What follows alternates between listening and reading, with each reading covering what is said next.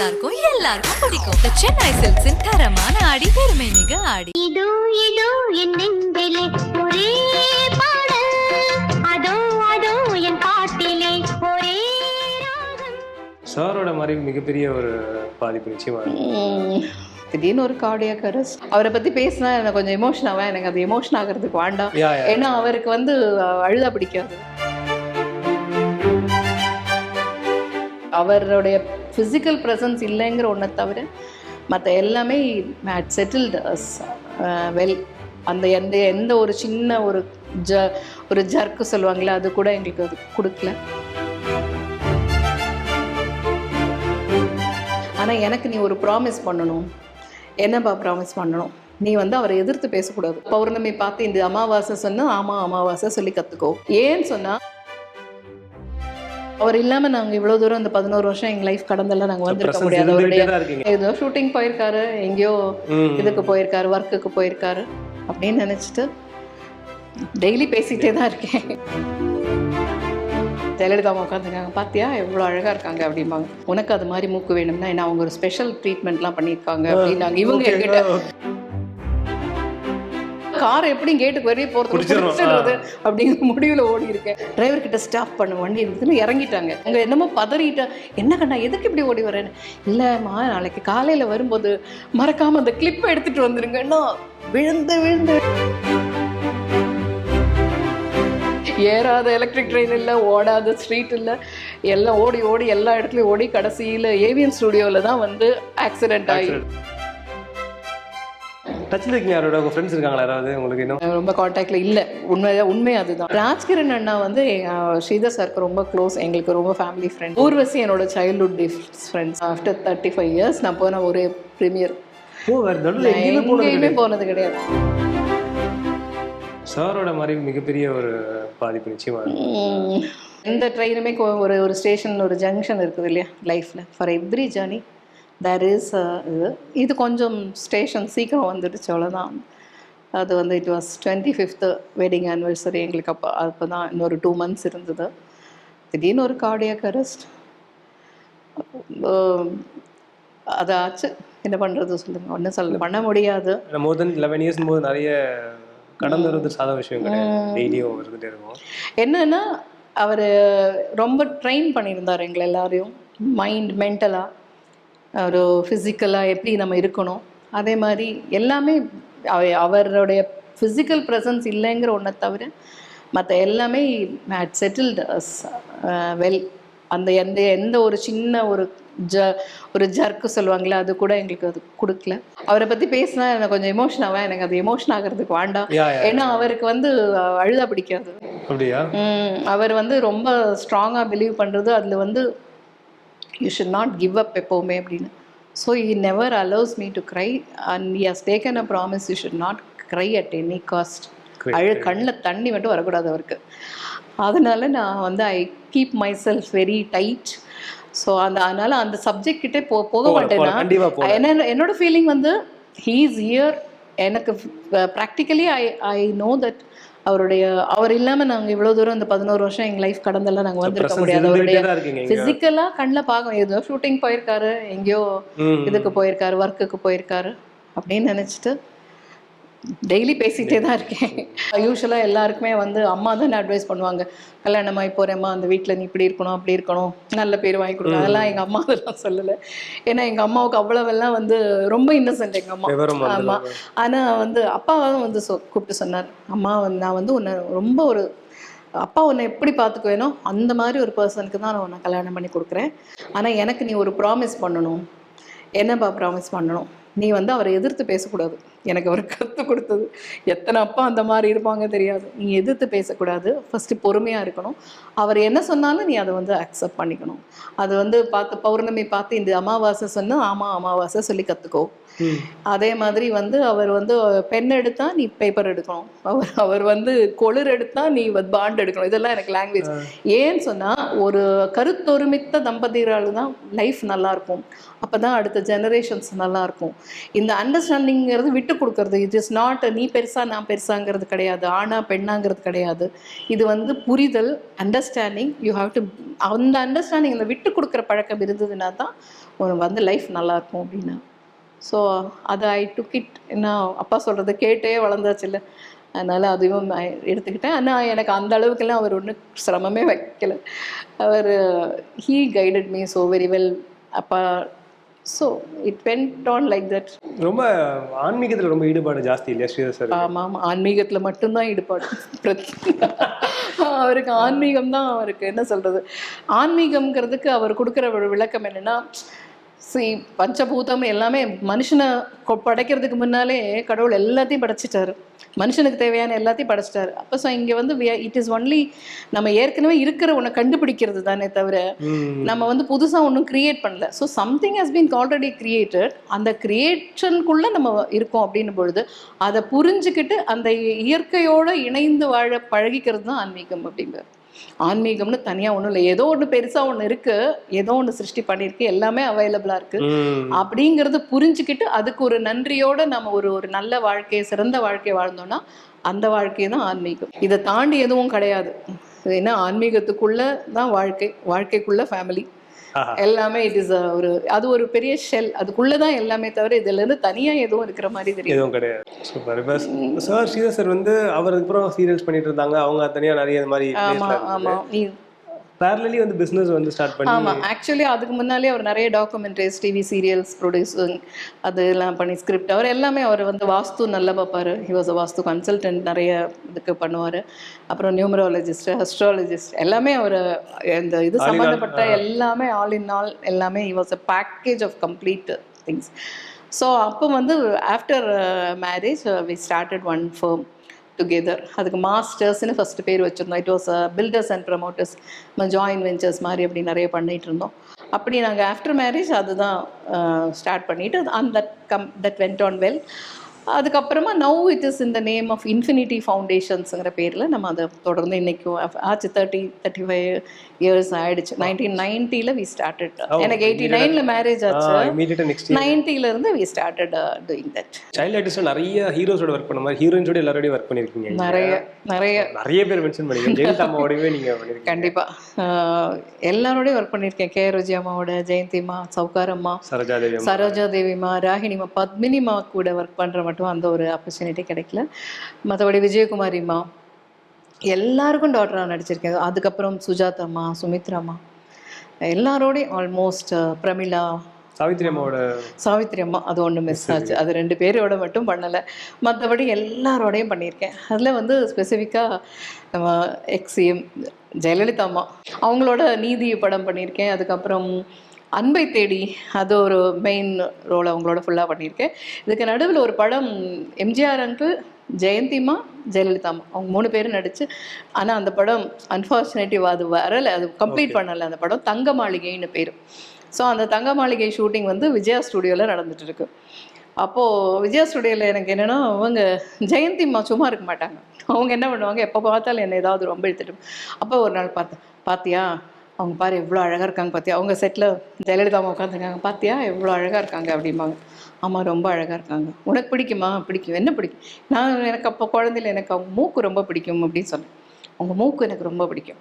அப்படியா, சரி உனக்கு அது மாதிரி மூக்கு வேணும்னா என்ன, அவங்க ஒரு ஸ்பெஷல் ட்ரீட்மெண்ட்லாம் பண்ணியிருக்காங்க அப்படின்னாங்க. இவங்க என்கிட்ட நான் நம்பிட்டேன். என்ன பண்ணனாங்க, அவங்க வந்துட்டு ஒரு கிளிப் ஒன்று வச்சுருக்காங்க, அது டெய்லி நைட்டு போட்டுடுவாங்க, அப்புறம் மார்னிங் தான் எடுப்பாங்க. அதனால அவங்க மூக்கு அதனால தான் அவ்வளோ அழகாக இருக்குன்னு இவங்க சொல்லிட்டாங்கன்னு அதை நம்பிட்டேன். அவங்க பக்கத்தில் இருந்தவங்க சிரிச்சிட்டாங்க பயங்கரமாக. சிரிச்சிட்டு அவள் நம்ப போகிறா அப்படின்னாங்க. உடனே வந்துட்டு இல்லை உண்மை தானே அப்படின்னாங்க. அப்புறம் முடிச்சு எனக்கு இது ஞாபகம் வருது. நான் என்ன பண்ணேன்னு, அந்த ஷூட்டிங் முடிச்சு அவங்க கிளம்புறாங்க, காரில் கிளம்பிட்டாங்க. அவங்க கொஞ்சம் தூரம் கார் போகும்போது எல்லாம் டாட்டாலாம் சொல்லிட்டு எல்லாம் பண்ணிட்டு போவாங்க. வரும்போதெல்லாம் சாக்லேட், நெக்ஸ்ட் டே நம்ம ஷூட்டிங்கில் இருக்கோன்னா சாக்லேட்லாம் கொண்டு வந்து கொடுப்பாங்க. அப்படியே கிளம்பி கார் போயிடுச்சு. வாயினி ஸ்டுடியோ இன்றைக்கி எனக்கு நல்லா அப்படியே ஞாபகம் இருக்குது. ஒரு லாங்காக அப்படி கார் போகும்போது எனக்கு ஞாபகம் வந்தது, இவங்க நம்ம அந்த கிளிப்பு இவங்க கிட்ட கேட்காம விட்டுட்டோமே, மறந்துட்டோமேன்னு சொல்லிட்டு உடனே சரி அந்த கிளிப்பு கேட்கணும்னு சொன்ன உடனே கார் போகுது, பின்னால் ஓட ஆரம்பிச்சிட்டேன். I just started running behind the car. வந்துட்டு நான் அம்மா அம்மா அம்மா பின்னாலே ஓடுறேன்.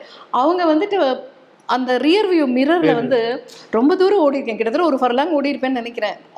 விடாம கார் எப்படி கேட்டுக்கு வெளியே போறது அப்படிங்கிற முடிவுல ஓடி இருக்கேன். அங்க போன உடனே அவங்க அந்த ரியர் வியூ மிரர் பார்த்துட்டு டிரைவர் கிட்ட ஸ்டாப் பண்ண வண்டி எடுத்துன்னு இறங்கிட்டாங்க. என்ன கண்ணா எதுக்கு இப்படி ஓடி வர? அவங்க என்னமோ பதறிட்டா, என்ன கண்ணா எதுக்கு இப்படி ஓடி வரேன்னு. இல்லைம்மா நாளைக்கு காலையில் வரும்போது மறக்காமல் அந்த கிளிப்பை எடுத்துகிட்டு வந்துருங்கன்னா விழுந்து விழுந்து விழுந்து சிரிச்சு அப்படியே ஹக் பண்ணிட்டு, இல்லடா கண்ணா அவங்க எதுவும் சும்மா விளையாட்டுக்கு சொல்கிறாங்க, அப்படியெல்லாம் ஒன்றும் இல்லை அப்படி சொல்லிட்டேன். உனக்கு நான் நாளைக்கு சாக்லேட் வாங்கிட்டு வரேன் அப்படி சொல்லிட்டு போயிட்டாங்க கார் ஏறி. அதுக்கு நெக்ஸ்ட் டே வந்து ஜெயந்திமா கிட்ட சொல்லி, நீங்கள் சும்மா இருக்க மாட்டீங்களா, பாவம் குழந்தை அவன் நம்பிட்டா, எவ்வளோ தூரம் ஓடி வந்தான், நல்ல வேளை நான் பார்த்தேன் அப்படின்னு சொல்ல. அது வந்து எனக்கு அப்படியே மறக்கவே முடியாது அந்த ஒரு இன்சிடென்ட். இல்லை நான் வந்து அந்த உலகத்தமிழ் மாநாடு ஒன்று நடந்தது இல்லையா, அப்போ வந்து எங்கள் ஹஸ்பண்ட் மாஸ்டர் ஸ்ரீதர் சாரோடைய ஒரு ப்ரோக்ராம், ஒரு 4 ப்ரோக்ராம் மெயினாக அவங்க சூஸ் பண்ணியிருந்தாங்க. அதில் வந்து மனோகர் அங்கிளோடது ஒரு பிளே, இவரோடது ஒரு பிளே சூஸ் பண்ணியிருந்தாங்க, வெற்றி கனின்னு சொல்லி. கண்ணதாசன் அங்கிள் எழுதின ஒரு ஸ்கிரிப்டை தஞ்சை வாணன் அங்கிள் அது பண்ணினாங்க. அது வந்து எங்களோட ஓன் ட்ரூப், அவருக்கு ஹியாஸ் ஸ்ரீசக்ரா ஸ்டேஜ்னு ஒரு ஓன் ட்ரூப் இருக்குது, அதன் மூலமாக அது பண்ணாங்க. ஸோ அம்மா செலக்ட் பண்ணது ஒரு 4 டீமில் மெயினாக இவரோடது இது பண்ணாங்க. அப்போ அந்த இது உலகத்தமிழ் மாநாட்டில் அந்த ப்ளே நடந்தது. அப்போ அதுக்கு ஒரு அவார்டு கொடுத்தாங்க. அப்போ நானும் அவரும் சேர்ந்து போய் ஸ்டேஜில், அப்போ தான் உங்களுக்கு தெரியும் நான் அந்த I got married to master Sridhar அப்படின்னு தெரிஞ்சுட்டு அது ரொம்ப சந்தோஷப்பட்டாங்க. அணுகுங்க அப்படின்னாங்க இவர்கிட்ட, நீங்கள் அடுத்தது பண்ணுறதுக்கு அணுகுங்க அப்படின்னாங்க. அணுகுங்க அந்த வார்த்தை எனக்கு இன்னைக்கும், என்ன ஸ்ரீதர் இந்திராவா சரி அணுகுங்க அப்படின்னாங்க. அதுக்கப்புறம் நம்ம அந்த ஆப்பர்ச்சுனிட்டிஸ் அப்புறம் போகிறது மீட் பண்ண அது மாதிரி ஒன்றும், அது நம்மளுடைய ரொட்டீன்லேயே நம்ம ரூட்ல போயிடுச்சு. அதனால இல்லை அதுதான் நான் அவங்கள நேராக பார்த்து மீட் பண்ணது. அதுதான் சைல்ட்ஹுட் டேஸ்க்கு அப்புறம் அப்போதான் மீட் பண்ணேன் அவங்களை. பேபி டு அந்த குமாரின்னு வரும்போது ஹீரோயின்ஸா நீங்க சிஸ்டர் ரோல் பண்ணிட்டு இருக்கும்போது ஹீரோயினா பண்ணினேன். அர்ஜுன் சாரோட இப்ப அவருமே ஒரு க்ரோயிங் ஸ்டேஜ் தான். அப்ப அவர் ரொம்ப சின்ன பையன். அவர் ஆக்சுவலா he was also child artist. அப்ப கன்னடா நாங்களே சைல்ட் ஆர்டிஸ்டா ஒரு 2 படம் பண்ணியிருக்கோம். அதுக்கப்புறம் அதோட சைல்ட் ஆர்டிஸ்டா நாங்க சிம்மத மாதிரி சைன்யான்னு சொல்லி ஒரு கன்னட படம், அது எல்லா லாங்குவேஜ்லயும் டப் பண்ணியெல்லாம் வந்தது. அது ஒரு ஃபுல்லா காட்டுக்குள்ள அட்வென்ச்சர் மாதிரி தான். கர்நாடகா டீப் ஃபாரஸ்ட் அது ஒரு ஃபாரஸ்ட். ஸோ அந்த படம் முடிச்சதுக்கு அப்புறமா நான் டார்லிங் பண்ணேன். அந்த டார்லிங் முடிச்சதுக்கு அப்புறமா நான் வந்து பாயம்புலி பண்ணும்பொழுது தான் வந்து ஆஷா கன்னட படம், அதுதான் ஃபர்ஸ்ட் ஹீரோயின் பண்ணது அர்ஜுன். அவர் ஃபர்ஸ்ட் அப்போ அவங்க வந்து அர்ஜுன் சர்ஜான்னு பேர், அர்ஜுன் சர்ஜா. அப்புறம் இப்போ action king. So that was அவருக்கும் ஃபர்ஸ்ட் மூவி ஆஸ் ஹீரோ, எனக்கும் ஃபர்ஸ்ட் மூவி ஆஸ் ஹீரோயின். அதுதான். ரொம்ப சின்ன பசங்க 2 பேரும். அந்த படம் பார்த்தீங்கன்னா ரொம்ப சின்ன பசங்களை தான் தெரியும். அதில் வந்து பார்த்தீங்கன்னா பெரியவங்கள மாதிரி இருக்காது. என்ன ஐ ஷுட் பி 14-15. அவ்வளோதான் ரொம்ப சின்ன பசங்க அந்த படம் பண்ண. ஆனால் அந்த படம் ரொம்ப ஹிட் ஆச்சு, ரொம்ப பெரிய ஹிட் ஆச்சு அந்த படம். அதுக்கப்புறம் ஒரு மலை பந்து மலைன்னு ஒரு கன்னட படம் பண்ணேன் நான். இந்த இது சிந்து பைரவி இதெல்லாம் முடிச்சுட்டு சத்யாவுக்கும் அதுக்கும் நடுவில் ஒரு அந்த கேப்பில் வந்து ஐ டிட் 2-3 கன்னடா மூவிஸ் ஹீரோயினாக பண்ணினேன். அதுக்கப்புறம் அதோட அப்புறம் சத்யா, அப்புறம் டாடா பாய். சத்யா இப்போ கமல் சார் வந்து நீங்க ஃபர்ஸ்ட் ஃபிலிம்ல இருந்து அதெல்லாம் நீங்க தெரியும். அது மட்டும் இல்லாம களத்தூர் கண்ணம்மாவோட ரீமேக்ல நீங்க நடிச்சதா நாங்கள் ஒரு விஷயம் கேள்வி. ஆக்சுவலாக வந்து எனக்கே அப்போதான் தெரியும். நிறைய ஒரு 70-80 மலையாள படம் பண்ணியிருக்கேன். அதில் என்ன படம் பாதி படம் பேர் தெரியாது எனக்கு. ஒரு ரொம்ப சின்ன குழந்தையில நான் நிறைய மலையாள படம் பண்ணியிருக்கேன். அப்போது எல்லா சூப்பர் ஸ்டார் ஆஃப் மலையாளத்துலேயும் அது பண்ணியிருக்கேன். அப்போ வந்து சத்யா ஷூட்டிங்கில் தான் வந்து கமல் அண்ணா வந்து ஹி வாஸ் இன்ட்ரடியூசிங் டு யாருக்கிட்டே தெரியும்ல பேபி இந்திரா, ஏன்னா அப்போ பேபி இந்திரா தான். இப்போ அப்போ I was grown up teenage தான் வந்து பயங்கரமாக வழிப்பா அப்படி சொல்லிட்டு களத்தூர் கண்ணம்மா மலையாளத்தில் இவ தான் பண்ணா அப்படின்னாரு. நான் களத்தூர் கண்ணம்மா மலையாளத்தில் என் ரோல் இவ தான் பண்ணா மலையாளத்தில் அப்படின்னாரு. அவர் சொன்னதுக்கு அப்புறம் தான் எனக்கு ஓ அப்படியா களத்தூர் கண்ணம்மா நாமதும் அவங்க மட்டும் இல்லை நீங்களும் அப்படியா, ஓ அவங்களும் அப்படியான்னா நானும் அப்படியா அப்படின்னு. அது அந்த பேர் அந்த படம் எனக்கு இன்னைக்கு வரைக்கும் அந்த என்ன படம் அது என்ன இது எனக்கு அதுக்கு ஞாபகம் இல்லை. அந்த பேபி டு குமாரி அந்த டிரான்சிஷனே இல்லை, நம்ம கேப் எடுக்கல பண்ணிட்டே இருந்தீங்க. பட் ஒரு சிஸ்டரா பண்ணது டார்லிங் தானே ஃபர்ஸ்ட்? டார்லிங் தான் இல்லையா? ஃபர்ஸ்ட் டார்லிங் தான் எப்படி பாக்குறேன் சார் அந்த இது எப்படி? ஏன்னா அவர் ஆல்ரெடி படங்கள் ஹிட் கொடுக்க ஆரம்பிச்சாரு.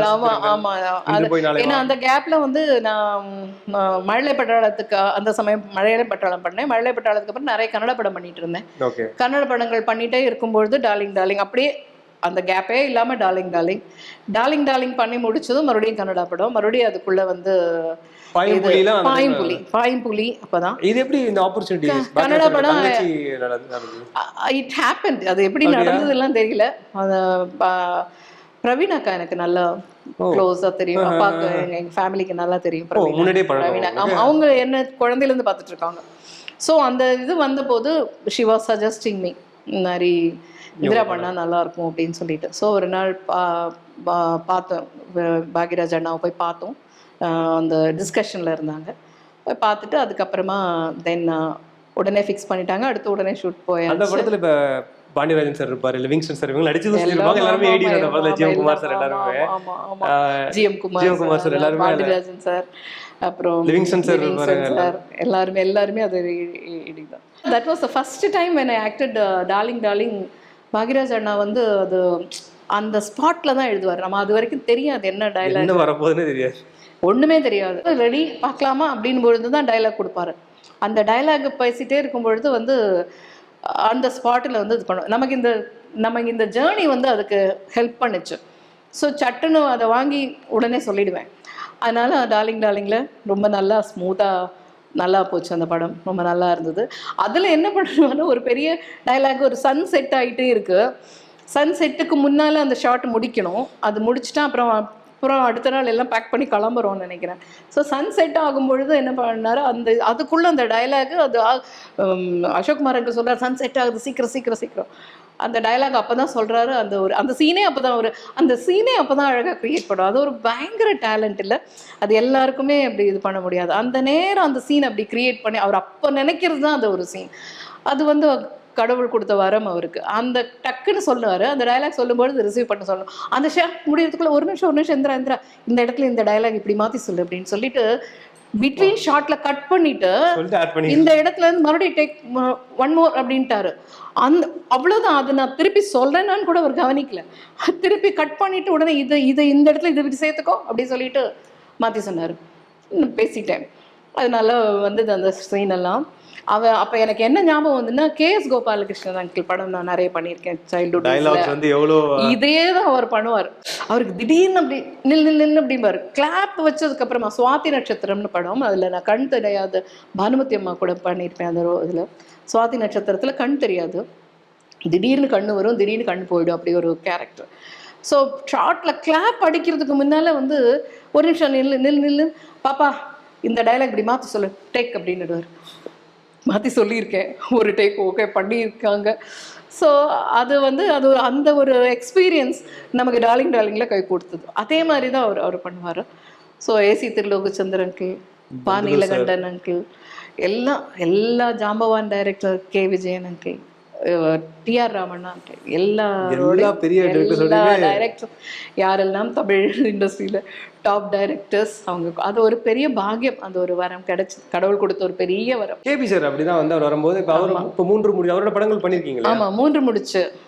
ஸோ அந்த ரஜினி அண்ணாவோட கடைசி குட்டி தங்கச்சி ஸ்ரீதேவி ஹீரோயினா பண்ணாங்க. அப்புறம் அதுல பேபி ராணி இருக்காங்க, எனக்கு என்னை விட பெரியவங்க அவங்க. அதுக்கடுத்து அந்த குட்டி நான் தான் அந்த பட்டாசெல்லாம் வெடிச்சிட்டு அவருக்கு லக்ஷ்மி ஆண்டி தான் அது டைரக்ஷன். மழை பட்டாளம் was also very good experience.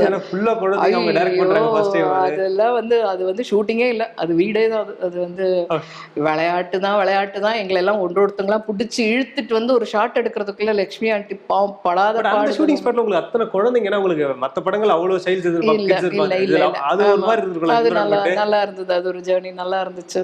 இல்லைன்னா ஒரு ஸ்டாமரிங் கேர்ள், அவர் திக்குவாய், அது வந்து எல்லா லாங்குவேஜும் ஷூட் பண்ணாங்க. கன்னடத்துலையும் பண்ணினாங்க, விஷ்ணுவர்தன் அங்கிள்.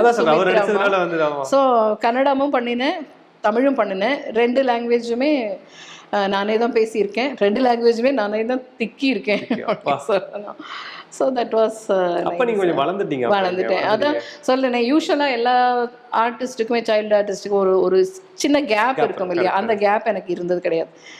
என்ன சொல்லுவோம், 6 இருந்து 60 வரை மாதிரி 3 இருந்து 18 வரை அட் ஸ்ட்ரெச் நான் ஸ்டாப் கொண்டாட்டம் சொல்லுவோம். டேக் ஆர்டிஸ்ட்னு சொன்னவரோட படத்துல நடிக்கிறது எப்படி இருந்தது? பாட்டின்னு தான் கூப்பிடுவாரு. அது எனக்கு வந்து பாயம்புலி ஒரு நல்ல எக்ஸ்பீரியன்ஸ் அந்த மூவி. எல்லாமே ஸ்டூடியோஸ் தானே உங்களுக்கு, மைசூர்ல இங்க எல்லாமே. ஸோ பக்கத்து செட்டில் தான் எல்லாமே. ஏதோ ஸோ அவங்க இங்க வருவாங்க, நம்ம அங்க போனோம். எங்க பார்த்தாலும் அந்த கனெக்டிவிட்டி வந்து மிஸ்ஸே ஆகாது நமக்கு. இத்தனை வருஷம் கழிச்சு ஒரு படம் பண்றோங்கிறதே இருக்காது. எங்கேயாவது ஒரு ரெகுலரா ரஜினி நான் எங்க பார்த்தாலும் வந்து நல்லா பேசுவார், ரொம்ப ரொம்ப அப்ரிஷியேட் பண்ணுவார். அவரை மாதிரி யாராலையும் அப்ரிஷியேட் பண்ண முடியாது. ஐயோ இந்த படம் பார்த்தேன் என்றால் ஐயோ என்ன இல்லை நமக்கு ஐயோ அவ்வளோ என்ன பண்ணிட்டோம்னு தோணும். ஐயோ அந்த கன்னட படம் பார்த்தேன் ஐயோ சூப்பர் அப்படிம்பாரு. Very good very good very good keep it up அப்படின்ட்டு அந்த ஒரு சின்ன ஒரு கிளான்ஸ் அந்த சொல்லிட்டு போயிடுவாரு. வந்து நின்று பார்த்துட்டு இருப்பாரு. சில ஷூட்டிங்ல பார்த்துருக்கேன். அதே மாதிரி தான் கமல் அண்ணாவும் நிறைய ஷூட்டிங்ல பார்த்துருக்கேன். நான் வந்து சுடரும் சூறாவளியிலிருந்து அவரை ஷூட்டிங்ல செட்ஸ்ல பார்த்துட்டு இருக்கேன். ஸோ அவர் ஒரு பக்கம் பெரிய லெஜெண்டா உலக நாயகனா வந்துட்டு இருக்கும்போது இந்த பக்கம் ஒரு பேபி இந்திராவா குட்டியா நானும் அப்படி டிராவல் பண்ணிட்டு இருந்தேன். ஸோ அவரும் ரொம்ப அப்ரிஷியேட் பண்ணுவார். சார் அதெல்லாம் வந்து என்ன பண்றாங்க அப்படிம்பாரு. நல்லா இருந்தது அந்த அந்த ஒரு ஜேர்னி. இவங்க எல்லாரோடையும் இருந்த ஒரு ஜேர்னி ரொம்ப நல்லா இருந்தது. படிக்காதவன் வரும்போது இப்ப எல்லாருமே இது எஸ்பி முத்துராமன் அங்கிள் பத்தி சொல்லும் பொழுது அது படத்துல shoot AVM production. SP Muthuraman uncle பாட்டி உனக்கு இதுல வந்து ஃபுல்லா ரன்னிங் ரோல் அப்படின்னாரு. நான் வந்து ரன்னிங் ரோல்னா நான் நினச்சேன் படம் ஃபுல்லாக நம்மளோட இது இருக்குது. ரன்னிங் ரோல் அப்படின்னு பார்த்தா ஷூட்டிங் எடுக்கும்போது தான் தெரிஞ்சு இந்த படம் ஃபுல்லாக ஓடுறேன் நான். ஆக்சுவலாக என்னோட கேரக்டர் முடிச்சதுக்கு அப்புறம் தான் உங்களுக்கு டைட்டிலே ஸ்டார்ட் ஆகும். But that was that incident is the key incident for the whole movie. அது அந்த அவர் சொன்ன மாதிரி ரெண்டு ஓடி ஓடி ஓடி ஓடி இருக்கேன். அதான் நினச்சேன் சென்னையில் நான் ஓடாத தெருவே இல்லை, பாயம்புலியில் ஏறாத எலக்ட்ரிக் ட்ரெயின் இல்லை, ஓடாத ஸ்ட்ரீட் இல்லை, எல்லாம் ஓடி ஓடி எல்லா இடத்துலையும் ஓடி கடைசியில் ஏவிஎம் ஸ்டுடியோவில் தான் வந்து ஆக்சிடென்ட் ஆகி போன அந்த சீனு. அது வந்து தட் வாஸ் அந்த நாள் மறக்க முடியாது. 1983 Jan 1 அந்த ஷூட். நியூ இயர் அன்னைக்கு தான் கரெக்டாக 12 மணிக்கு எல்லா லைட்லாம் ஆஃப் பண்ணிட்டு உடனே ஹாப்பி நியூ இயர் அப்புறம் தான் அந்த ஷாட் எடுத்தாங்க. அது மறக்க முடியாது. ஸோ எஸ்பி முத்துராமனுக்கு ரொம்ப ஜோவியல், ரொம்ப குழந்தையிலேருந்தே இவங்களோட எல்லாம் அப்படி என்ன சொல்றது, புதுசாக ஒரு இடத்துக்கு போகிறோம், புதுசாக யாரையோ பார்க்குறோம், என்னமோ நடிக்கிறோம், அதெல்லாம் தெரியாது. நம்ம சாப்பிட்றோம் தூங்குறோங்கிற மாதிரி நடிக்கிறோம். அப்படி ஒரு journey. That was very nice. படிக்காதவன் எப்படி இருந்துச்சு அது? நாகேஷ் ஐயாவோட படிக்காதவன் நாகேஷ் அங்கிளோட நான் நிறைய படம் பண்ணியிருக்கேன். குழந்தையிலேருந்தே நிறைய படம் பண்ணியிருக்கேன். ரொம்ப அப்ரிஷியேட் பண்ணுவார். நாகேஷ் அங்கிள் எல்லாம் எவ்வளோ பெரிய லெஜெண்ட் இல்லை. அதெல்லாம் தேங்காய் ஸ்ரீனிவாசன் அங்கிள் எல்லாம் மறக்க முடியாது. சஞ்சோக் பண்ணது எப்படி இருந்துச்சு? சஞ்சோக் வந்து எஸ்எஸ் வாசன் அங்கிள் படம், ஜெமினி ஸ்டுடியோஸ் படம். அது ஹிந்தியில் பண்ணும்பொழுது அமிதாப் அங்கிள், அருணாய் ராணி, மாலா சின்ஹா அவங்க 3 பேரும் தான் அந்த படத்தில் பண்ணாங்க. அதில் அமிதாப் அங்கிள் அருணாய் ராணி டாட்டராக நான் பண்ணியிருக்கேன். ஸோ அவர் இப்படி பார்த்துட்டே இருப்பார். அமிதாப் அங்கிள் ஆக்சுவலாக அவர் வந்து ரொம்ப பாராட்டியிருக்கார். அது ஏன்னா அப்போ வந்து உங்களுக்கு வந்து டப்பிங் எல்லாம் கிடையாது. உங்களுக்கு மைக் இருக்கும் செட்டில், சத்தமாக பேசணும். ரெண்டாவது இப்போ நம்ம எல்லா லாங்குவேஜுக்கும் நம்ம லாங்குவேஜ் பேசுகிறோம் அப்படின்னா கூட அந்த லாங்குவேஜ்க்கு ஒரு ஸ்லாங் இருக்குது இல்லைங்களா? எனக்கு வந்து ஸ்பெஷல் ட்ரைனிங் அப்பா கொடுத்தது ஸ்லாங் வந்து கன்னடா பேசினா அது கன்னடமாக இருக்கணும், தமிழ் பேசினா தமிழாக இருக்கணும், ஹிந்தி பேசினா ஹிந்தியாக இருக்கணும். அப்போ அதனால் இல்லைன்னா நான் லைவ் டப்பிங் எல்லாம் எப்படி பண்ண முடியும்? நானே தான் பேசியிருக்கேன். ஸோ அந்த கரெக்டாக ஒரு தமிழ் குழந்தையா இருந்து இவ்வளோ க்ளீனாக ஹிந்தி பேசுகிறாளே அப்படின்னு சொல்லிட்டு ரொம்ப அப்ரிஷியேட் பண்ணார். அப்பாவை கூப்பிட்டு அப்பா சொன்னார், எனக்கு ராமச்சந்திரன் நீங்கள் அப்போ ஹிந்தியில் வந்து சைல்டு ஆர்டிஸ்ட்லாம் கம்மியாக இருக்காங்க, நீங்கள் வாங்க நான் சொல்கிறேன், நீங்கள் பாம்பே ஷிஃப்ட் ஆகிடுங்க அப்படின்னாரு அப்போ. ஆனால் என்னென்னா அதுக்குள்ளே எனக்கு ஒரு 25-30 படம் கமிட் ஆகிருக்கு. இன்னும் 2 வருஷத்துக்கு இப்போ நீங்கள் நடிக்கிறது பாட்டி ஆல்மோஸ்ட் 35 இயர்ஸ் மேலே 35 இயர்ஸ் ஆச்சு. இப்போ நீங்கள் எல்லா முன்னணி நாயகர்கள் எல்லாரும் நடிச்சிருக்கீங்க. இப்போ எடுத்துக்கிட்டா இப்போ கே ரோஜா மாவட்டம், ரஜினி சார், கமல் சார், தொடர்ந்து அவங்களெல்லாம் பாக்யராஜ் சார், இவங்களெல்லாம் டச்சில் இருக்கீங்க? யாரோட உங்கள் ஃப்ரெண்ட்ஸ் இருக்காங்களா யாராவது உங்களுக்கு? இன்னும் எல்லாரும் இன்றைக்கும் ஃப்ரெண்ட்ஸ் தான். ஆனால் கான்டாக்டில் அப்படின்னு பார்த்தீங்கன்னா கான்டாக்டில் இல்லை, எனக்கு ரொம்ப கான்டாக்டில் இல்லை. உண்மை அதுதான், கான்டாக்டில் இல்லை. அவங்க சச்சுமா பேசுவாங்க. சச்சுமா கிட்ட சச்சுமா பேசிடுவேன். அதாவது கான்டாக்ட்லாம் ஒரு இது பண்ண மாதிரி. அதே மாதிரி சரோஜா தேவிமா கிட்ட அவங்க கிட்ட பேசுவேன், அவங்க பேசுவாங்க. அவங்க அது அப்புறம் ஒரு அவ்வளோதான். அப்புறம் வெண்ணிராட்டை நிர்மலாமா அவங்க கிட்ட பேசுவேன். அந்த மாதிரி கொஞ்சம் இன்னைக்கு கண்டினியூ ஆகிட்டு வந்துட்டு இருக்கிறது. அதெல்லாம் இப்போ திடீர்னு அந்த மாதிரி இல்லை, ரொம்ப வருஷமாக கண்டினியூ ஆகிட்டு வந்துட்டு இருக்கக்கூடிய இதில் அவங்க எல்லாம் இருக்காங்க. ராஜ்கிரண் அண்ணா வந்து ஸ்ரீதர் சாருக்கு ரொம்ப க்ளோஸ், எங்களுக்கு ரொம்ப ஃபேமிலி ஃப்ரெண்ட். ராஜ்குமார் அண்ணா அவங்க மிஸ்ஸஸ் கிட்ட அவங்க கிட்ட அவர் ரொம்ப இவருன்னா ரொம்ப பிடிக்கும் அவருக்கு. ஆமா, அதனால அவங்களுடைய கான்டாக்ட்ல இருக்கேன். ஊர்வசி என்னோட சைல்ட்ஹுட் டே ஃப்ரெண்ட்ஸ், குழந்தையில இருந்து. ஆமா, அவங்க இப்போ ரீசெண்டாக ஒரு படம், அவங்க இந்த ஜே பேபி போய் பார்த்துட்டு வந்தேன். கூப்பிட்டேன் வந்து வா, நீ வரவே மாட்டேங்கிறேன்னாங்க. ஒரு ஸ்பெஷல் ஷோ நான் எத்தனை வருஷத்துக்கு அப்புறம் நான் ஆஃப்டர் 35 இயர்ஸ் நான் போன ஒரு ப்ரீமியர். எங்கேயுமே போனது கிடையாது எனக்கு. I was completely packed with my own work and எங்களோட இதே சரியா இருந்தது. தியேட்டர்ல நம்ம போவோம், ஃபேமிலியோட போய் தியேட்டர்ல படம் பார்ப்போமே தவிர அது கூட ரொம்ப ரேர். ஃப்ரேமுக்குள்ள இல்லையே தவிர ஃப்ரேமுக்கு வெளியில இருந்து எல்லாம் டே டு டே எல்லாமே பார்த்துட்டு அவேராக தான் இருக்கேன். எனக்கு இவ்வளோ பொறுமையாக முதல்ல இவ்வளோ டீட்டெயிலில் நிறைய விஷயங்களை சொன்னீங்கல்ல, எனக்கு அது ரொம்ப சந்தோஷமா இருந்துச்சு. உங்களோட கொஸ்டின்ஸ்லேயும் ஒரு காம்ப்ளிகேஷன்ஸும் இல்லை. நீங்களும் ரொம்ப அழகாக கொஸ்டின்ஸ் எல்லாம் கேட்டீங்க, ரொம்ப பொறுமையாக கேட்டுக்கிட்டீங்க. இப்போ நீங்கள் கேட்க தான் எனக்கே நிறைய ஞாபகங்கள் வந்தது. So when you ask, I am very happy to share that with you, through you to all that Vikatan நேயர்கள் எல்லாருக்கும் நம்ம ஷேர் பண்ணுறதுக்கு நமக்கு கடவுள் இது ஒரு ஆப்பர்ச்சுனிட்டி கொடுத்துருக்காரு. So thank to God, thanks a lot, thanks to everybody. எல்லாமே நல்லா இருக்கும், எல்லாருக்கும் பிடிக்கும். The Chennai Silks தரமான ஆடி பெருமை மிக ஆடி.